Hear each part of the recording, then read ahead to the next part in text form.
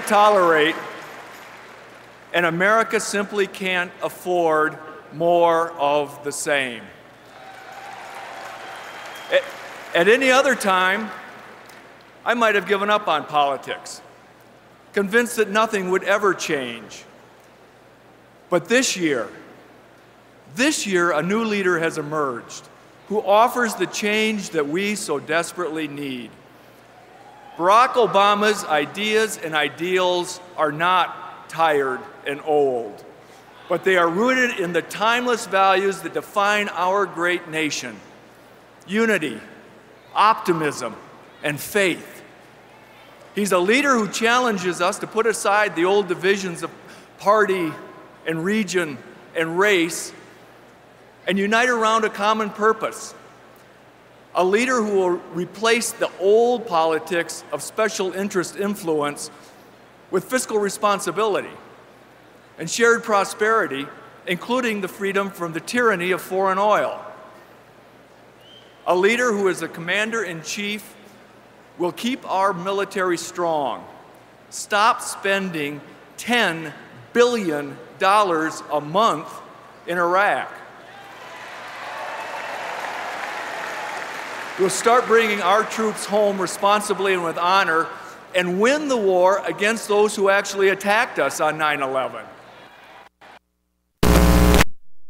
Today I was at another union event, and tonight we have a gala for the California delegation. So it's just been it's sort of a mix of small activities and larger ones. Today was Hillary Clinton met with her delegates. She told us flat out. She said, "I cast my vote today for Barack Obama, and I can't tell you how to cast your vote, but that's how I'm casting my vote, and the most important thing we need to do is get him elected," and that's what she told us. So you knew before the vote took place, the roll call took place, you knew what was going to happen?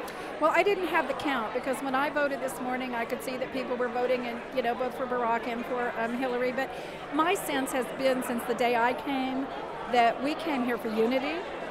We came here to honor her for her campaign, to acknowledge the historic effort that she made, but we came here to achieve unity, and I think today we have done that at full circle with Bill Clinton speaking.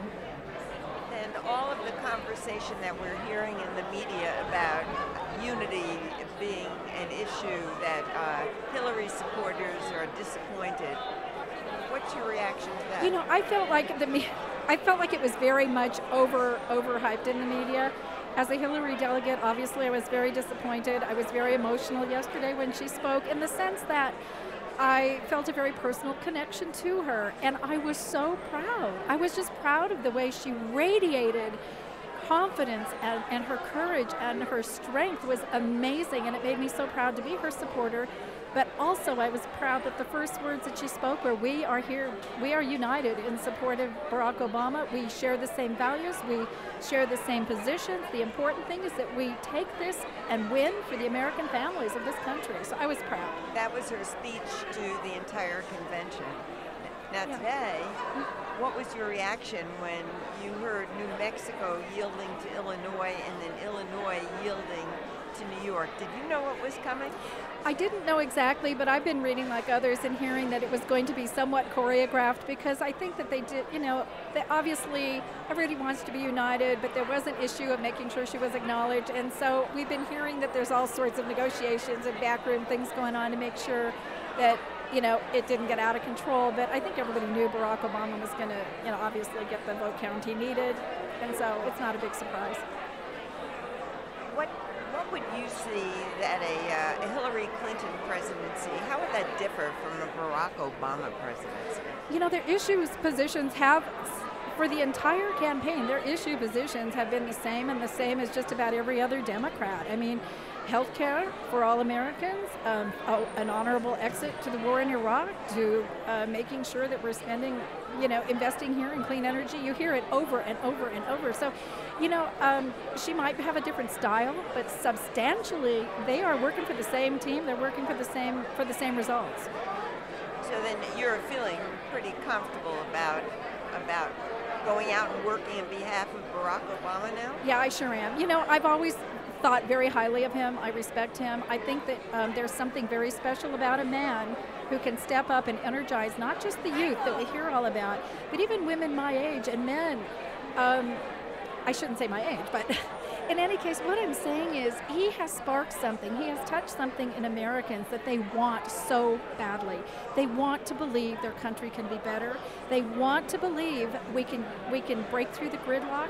They want to believe in what he's saying. That's what he's touched in the American hearts. Well, what would you take away from all of this that will have meaning for the people of San Diego? Because that's who you represent. You know, I'm very involved in Democratic politics still in San Diego, and I am really excited to go back and talk to them and share the experience here, to let them know that we are united in this, that we do share values, we do share priorities for our country, and to encourage them all, as I have been doing for quite a long time, to get out there and knock on doors and make those phone calls to win the votes. You ran for Congress against Republican Brian Bilbray, what was that, 4 years ago?